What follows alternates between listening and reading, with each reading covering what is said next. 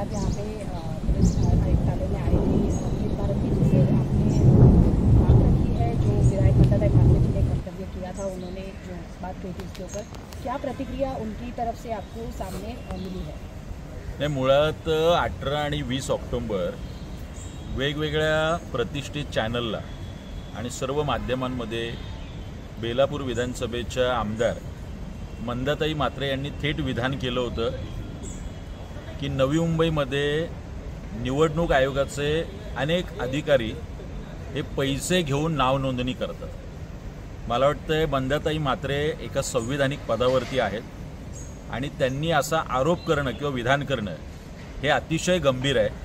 ज्या पद्धतीने सन्माननीय राजसाहेब ठाकरे असतील, सन्माननीय उद्धवसाहेब असतील आणि संपूर्ण महाविकास आघाडी विरोधी पक्ष या सतत मतदार यादीतल्या घोळांबद्दल बोलतोय, अशावेळी सत्ताधारी आमदाराने हे बोलणं, मला वाटतं हे विधान निवडणूक आयोगाने आणि पोलिसांनी घेणं गंभीरपणे गरजेचं आहे.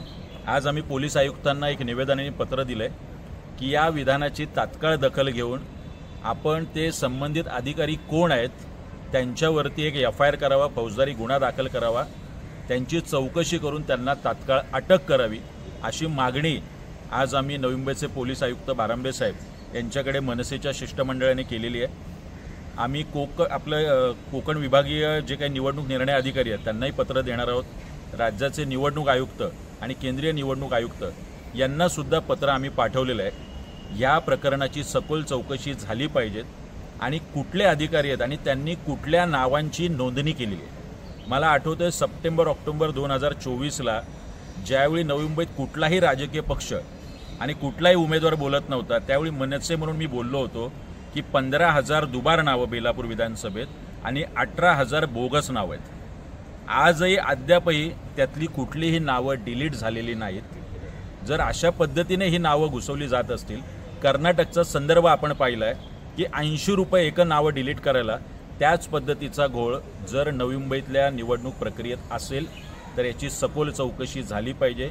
मंदाताई म्हात्रेंनी सुद्धा पोलिसांना त्या चौकशीत संपूर्ण सहकार्य केलं पाहिजे आणि ती नावं पोलिसांना दिली पाहिजे.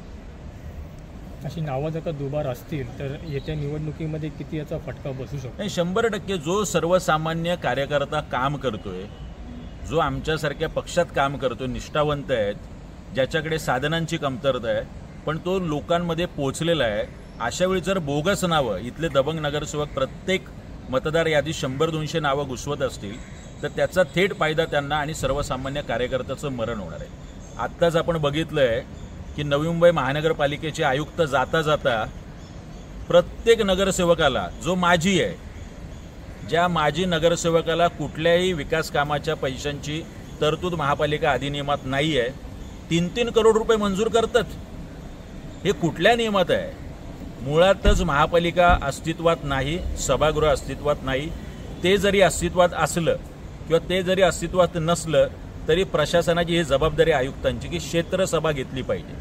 क्षेत्रसभा घेऊन सर्वसामान्य नवी मुंबईकरांची मतं जाणून घेतली पाहिजे की इकडे रस्त्याची गरज आहे का, इथे गार्डनची गरज आहे का, इथे मैदानांची गरज आहे का, इथे सायकल ट्रॅकची गरज आहे का. ही कुठलीही गरज न विचारता फक्त नगरसेवकांचा निवडणूक निधी याची सोय अप्रत्यक्षरित्या आयुक्त जाता जाता करतात का, हा सवाल माझा त्यांना आहे. प्रधान सचिव असतील किंवा नगर रचनेचे प्रधान सचिव आणि राज्याचे सचिव, मुख्य सचिव यांना सुद्धा आम्ही या संदर्भात पत्र पाठवणार आहोत. सर, या ठिकाणी 2 दिवसापूर्वी राजसाहेबांची एक जाहीर सभा झाली आणि त्याने अगदी गट प्रमुखांसुद्धा सांगितले की ज्या याद्यांमध्ये घोळ आहे तर तुम्ही त्याची चाचपणी करा.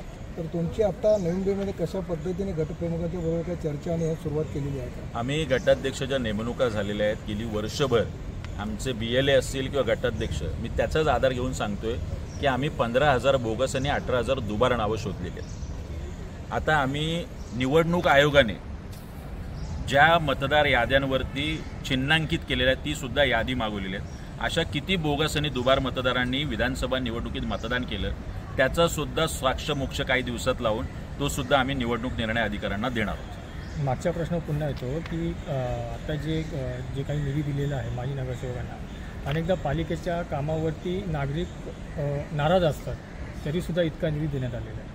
हे मला कळत नाही कुठल्या अधिकार क्षेत्रात मुळात महापालिका आयुक्तांनी माजी नगरसेवकांना निधी दिलाय.